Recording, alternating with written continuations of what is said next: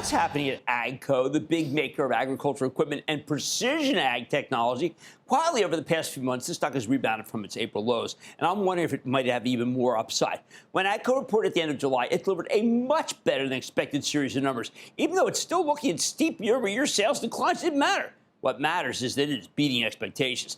It delivered a 27-cent earnings beat off a $1.08 basis while also raising its full-year forecast, which is why the stock jumped more than 10% response. While it's pulled back a bit since then, it's up 55% since its April lows. Can this thing keep running? Let's check in with Eric Hansotia. He's the chairman, president, CEO of AGCO. Eric, welcome back to Bad Money. Great to see you, Jim. Thank you. Okay, so Eric, there are very few people who come on and say, look, my stock is right to buy. It's going to go up. You said it on air. I then challenged you after, and I said, come on, man. You know, you really stuck your neck out. And you said, I'm going to be right. How did you know?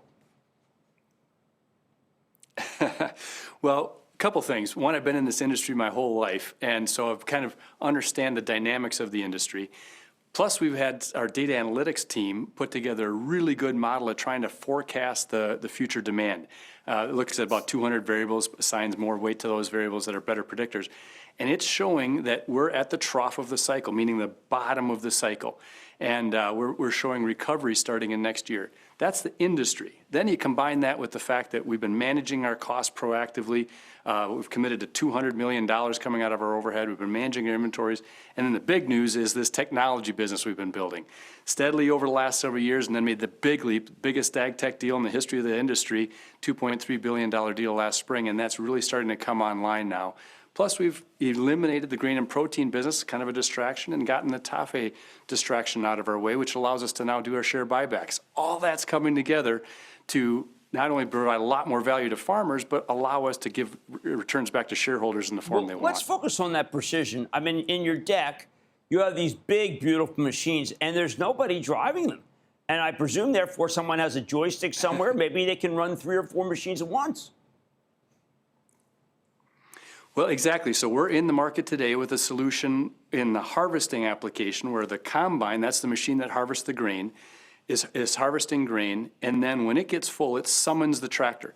The tractor finds the combine. Nobody's in the tractor. It comes alongside.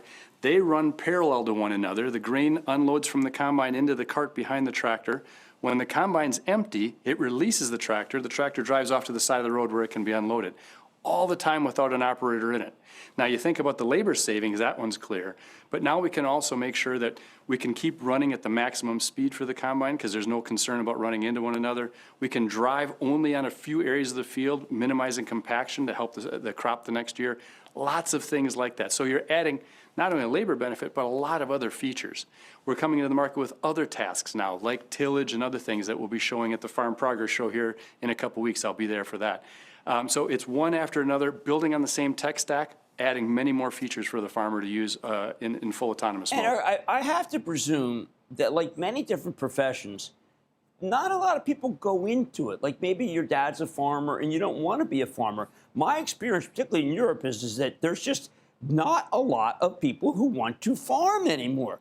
This must be the way to be able to make it so you don't have to pay whoever you have double or triple what you might have paid 10 years ago. Well, exactly. I mean, farming is one of the most, I'll call it hereditary industries, meaning most farmers had relatives in farming, either their parents or relatives or something like that. So it's a very, very typical thing. What this technology allows for is that as those numbers are shrinking, we can have productivity happen at a higher performance level while still managing through this labor cycle. Now, we are not close to Europe. We think of Europe as being Ukraine, and Ukraine, as you told us, is a huge percentage, and it's out. It sounds like that whatever's going on in Europe is really good. Well, let me temper that just a little bit. The overall global economy for farming is at the trough, even at Europe. So all farmers are being squeezed right now. Grain prices are relatively low, especially for the North American farmer because of all this trade activity going on.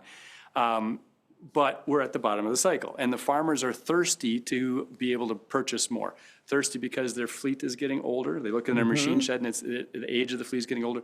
Plus all this new technology that we're talking about, whether it's autonomous machines or automating features.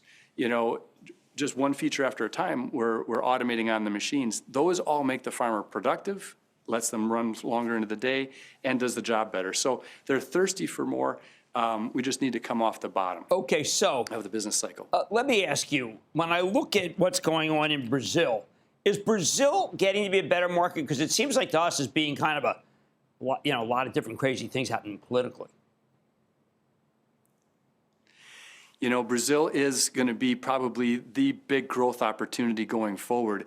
It's got more acres to put into production, along with the fact that they can put 2, sometimes 2.5 crops in the ground during the year. So the combine will harvesting a crop, and right behind it, literally right behind it, is the planter planting the next crop. It's the only place in the world, because of the tropical climate, that's available.